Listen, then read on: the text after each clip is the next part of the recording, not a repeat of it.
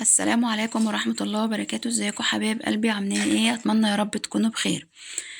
طبعا في بداية الفيديو ما ننساش نصلي على من انار الكون توحيدا وايمانا. اللهم صل وسلم وبارك على سيدنا محمد افضل الخلق وعلى اله وصحبه وسلم.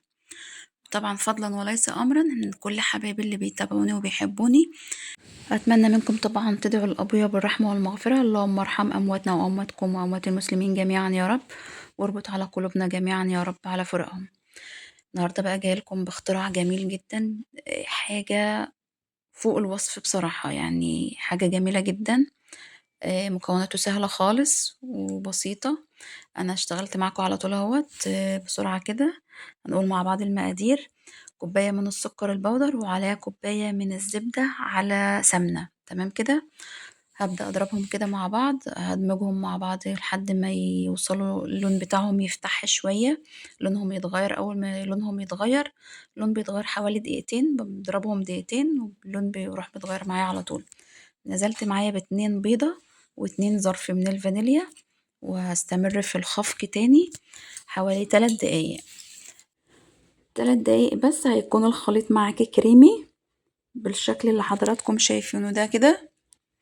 اول ما الخليط يوصل معاكي للدرجة دي، هتروحي نازلة بكوباية من نفس المعيار اللي احنا عملنا بيه السكر والزبدة. هنعمل كوباية نفس المعيار من الكاستر. تمام كده، ايوه كاستر. يبقى كده انا ضربت كوباية من الزبدة على سمنة مع كوباية من السكر، خفقتهم حوالي دقيقتين. اول ما لونهم بدأ يتغير، نزلت باتنين بيضة واتنين ظرف من الفانيليا على الخليط بتاعي. اول ما الخليط بتاعي بقى كريمي، نزلت بكوباية من الكاستر. هستمر في الخفق حوالي 3 دقايق. اول ما النشا يندمج مع مع الخليط بتاعي، بالظبط دقيقة واحدة مش 3 دقايق. أول ما الخليط يندمج معايا النشا مع المواد السائلة اللي أنا حطيتها، بقت العجينة معايا بالشكل ده كده. هبدأ بقى استغنى هنا في النقطة دي عن العجان بتاعي، وهبدأ استعمل بقى الاسباتيولا. تمام. هنزل معايا كده بحوالي كوباية من الدقيق، هندخلها طبعا، وعليها طبعا ذرة من الملح. تمام كده. ومعلقة كبيرة كده هرمية من الكيك شيف. تمام. نزلت بكوباية، وده التانية، دي التالتة بجهزها معايا. علشان ايه؟ هبدأ استعمل ايدي بقى، عشان ايدي هتكون متعصة فمش هعرف ان انا اعبي الكوباية. فحبيت ان انا اجهز الكوباية التالتة جنبي، لان انا مش هحتاج لاكتر من 3 كوبايات بإذن الله. هتلاقي طبعا المقادير كلها مكتوبة في صندوق الوصف. ان الوصفة بتاعتي بستخدم فيها 3 كوبايات من الدقيق فقط. تمام. هنا بقى ببدأ اعجن بايدي زي ما حضراتكم شايفين كده. هنا كده بقى بنزل بنص كوباية من الدقيق. هنزل بقى طبعا ادي اخر كوباية معايا، هنزل بيها تدريجيا لحد ما العجينة الاقيها مظبوطة معايا. شايفين بالشكل اللي حضراتكم شايفينه كده؟ العجينة كده بتلزق لسه في ايدي. تمام. هبدأ انزل بشوية كمان من الكوباية التالتة، وابدأ الم العجينة. اول ما احس ان العجينة بتاعتي كويسة، تبدأ تتشكل معايا وما تبقاش مشققة كده معايا، وتكون العجينة لمة وكويسة، هبدأ كده ايه، تكون العجينة ختمت معايا وتكون كويسة. تمام. بالشكل اللي حضراتكم شايفينه كده. انا كنت استخدمت بقية الكوباية الأخيرة، كان فيها حوالي معلقة كده في الكوباية، فرحت حطاها وبدأت ألم العجينة، فالعجينة ظبطت معايا وبقت بالشكل اللي حضراتكم شايفينه. غطيتها بقى بكيس، أي كيس عندك، استرتش راب أو أي حاجة، وحطيتها في التلاجة ربع ساعة. هنا كنت طلعتها من التلاجة. تمام. بعد مرور ربع ساعة بالظبط، بعد ما ختمت العجينة حطيتها في التلاجة ربع ساعة بس. تمام. هنا بعد ما طلعت من التلاجة سبت العجينة ترتاح بس ربع ساعة زي ما قلتلكوا. هنا هبدأ أشكلها بقى بالشكل اللي انتي عايزاه. فنني بقى وبدعي، لأن ده اختراع زي ما بيقولوا، يعني اختراع يا كوتش. ده بسكوت. ده بسكوت الكاستر. تمام. ابدأي بقى شكليه زي ما انت عايزة. انا هنا بقى كنت بشكله ازاي؟ هجيب النشابة، احط كده القطعة من العجينة بتاعتي، احط عليها كيس كده تلاجة نضيف، وابدأ ان انا افردها. تمام. هافرد السمك بتاعها كده إيه، ما يكونش عالي وما يكونش اللي هو رقيق، تمام. بالشكل اللي انتوا شايفينه ده كده بيكون سمك البسكوتة. طبعا كلنا عارفين حجم البسكوتة اللي بتكون عالية ولا بتكون، لو بتكون تخينة يعني ولا بتكون رقيقة، تمام. الحجم المناسب. هنا فردتها وبدأت أشكلها كده بالأشكال اللي هي بتكون بالشكل اللي حضراتكم شايفينه ده كده.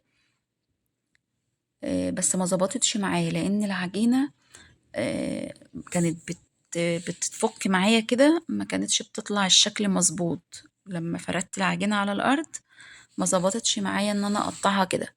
فانا طبعا ما رضيتش اقص المقطع ده، حبيت اسيبه لكم عشان تعرفوا تجربتي برضو، عشان برضو ايه اعرفك اللي هيكون معاكي مظبوط. يعني ما تحاوليش ان انت تعمليها بالطريقة دي، لان عجينة البسكوت ده مش هتظبط معاكي ان انت تفرديها كده، عشان طبعا المادة النشا الكاستر اللي احنا حاطينه بيكون حاجة كده غريبة في العجينة، تمام. فبتكونش معاكي كويسة عشان تنقليها من مكان لمكان، فاهمة ازاي؟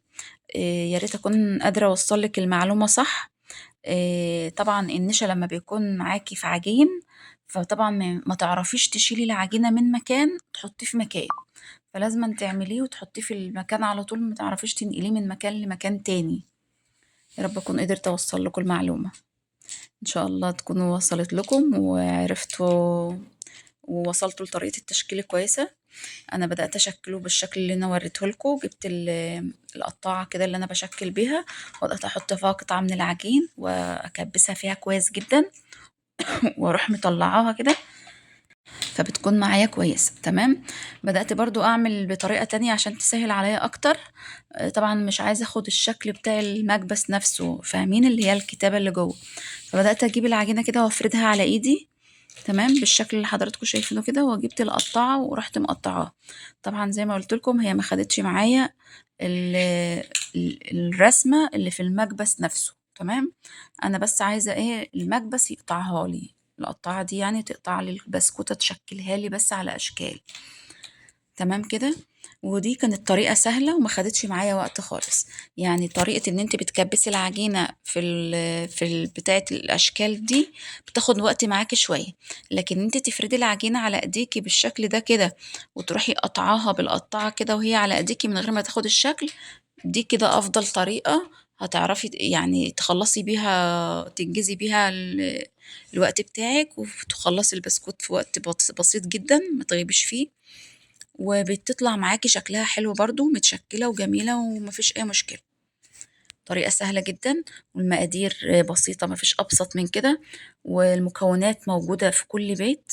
هنا طبعا كنت شكلت الكمية اللي معايا كلها، ما خدتش وقت معايا خالص، وطلعت معايا بالأشكال بالشكل ده.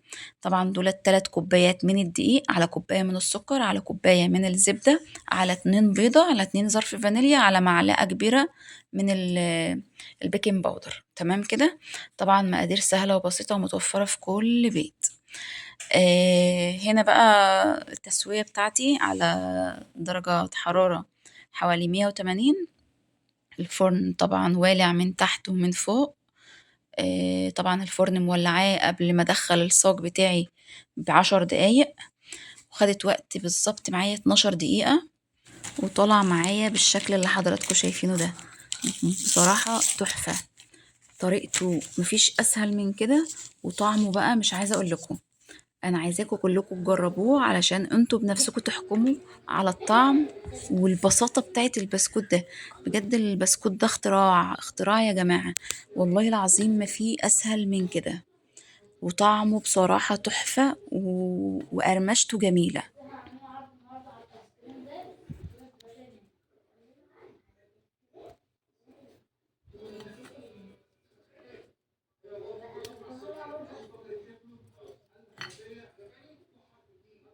هنا بقى حبيت اسمعك صوت قرمشة البسكوتة نفسها، بجد جميلة جدا من جوه ومقرمشة كده ولذيذة جدا.